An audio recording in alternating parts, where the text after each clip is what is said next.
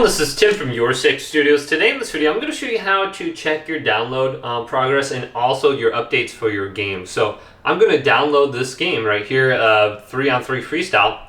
And if I go back to the home screen, I can go up to the top and go to the left and go to notifications. And this is where you can find your downloaded games or your updates. So it should be downloading on the top. You can press options and then go to download. So if you got an update or a download, come to this section, you can look at it. Sometimes if you pause the download and then resume it, it will actually download quicker. Then also if you hold down the PlayStation button and go to the quick menu, you can go to notifications under here. If you're in a game or something, you can see the progress too. Sometimes you'll be playing and everything is just really slow or laggy. It could be because you're downloading something at the same time. So just check this out. You can pause it and cancel and delete it right here. But hopefully this video did indeed help you out. If it did, leave it a big thumbs up and subscribe to my channel down below for more tech videos coming up next on YourSixStudios.